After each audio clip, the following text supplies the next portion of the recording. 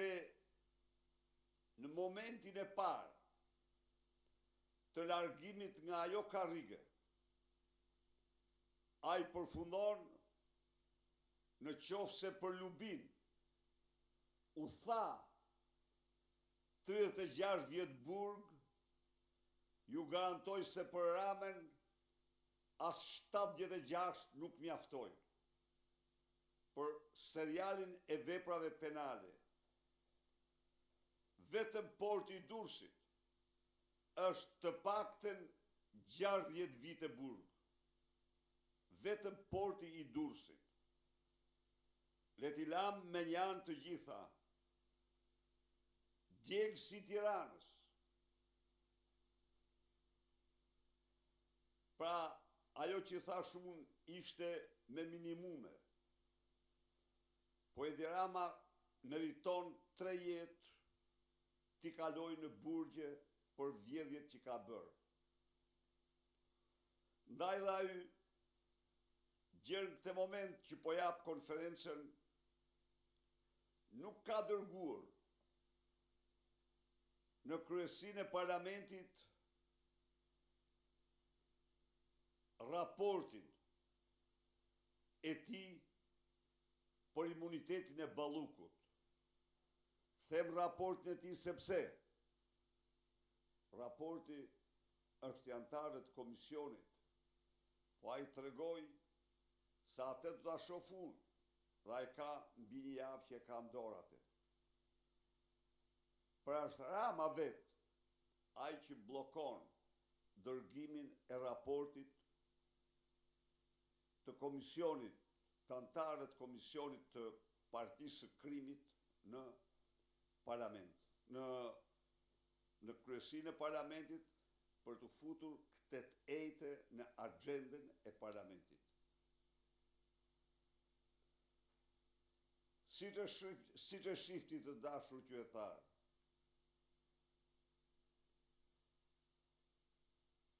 gjithçka dëshmon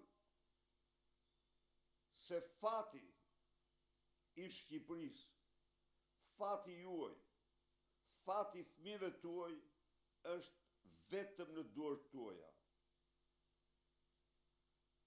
Jeni ju dhe vetëm ju që mund të çlironi këtë vend nga kjo organizatë kriminale që nga mëngjesi ndarë vetëm vjedhin, përçmojnë, poshtrojnë shqiptarët. Është sot më imperative se kur shqiptarët të marrën në dorë fatin e tyre, fatin e lirive të tyre, fatin e vendit të tyre. Edi Rama,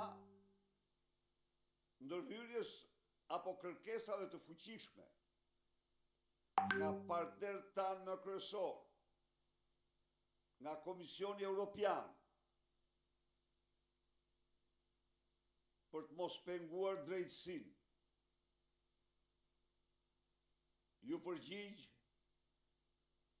me artikullin e hapur të firmosur së bashku me vllaun e tij Vučić, patronin e tij, duke u thënë europianëve se nuk kemi nevojë për integrimin në Bashkimin Evropian. Arrit gjerë në këtë akt vetëm për të mbrojtur krimet dhe pasurinë e tij të krimit.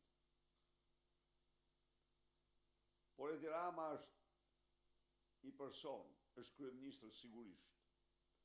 Ka dhe një rreth që janë antarë të organizatës të kriminale, por shqiptarët nuk do lejojnë kurrë që fati i tyre të shkelmohet edhe kësaj here siç u shkelmuan nga Enver Hoxha për 46 vite. Ndaj dhe ftesa ime për mbar qytetar shqiptar, ditën që do paraqitet kërkesa në parlament, që të gjithë para parlamentit për të mbrojtur kushtetutën, ligjin, dinjitetin kombëtar, për të mbrojtur shtetin ligjor, shtetin e drejtës, me vendimin e tij me këtë mënyrë siç ka ecë, de facto Edi Rama asgjëson drejtësinë. Askush nuk e mbështet atë në këtë rrugë, por askush nuk do vi. Ta heq atë me përleckash nga zyra e kryeministrit. Është detyra jonë, është misioni ynë, misioni i qytetarëve shqiptarë. Të mos pranojnë kur të mbyllen dyrët e Europës nga një kryehajdut i kombit në historinë e Shqipërisë, nga një armik i shqiptarëve. Ndaj dhe sot më shumë se kur, nevojitet të bashkohemi kundrejt këtij rreziku të jashtëzakonshëm për fatin tonë, për të ardhmen tonë. Për sa kohë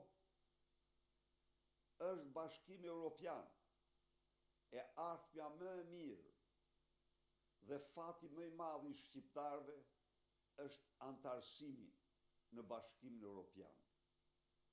Nuk mundet kur njeri për interesa personale të na i mbyll dyrët. Nuk ka armik më të keq se sa atë që tenton ta bëjë këtë, dhe ky është Edi Rama. Faleminderit.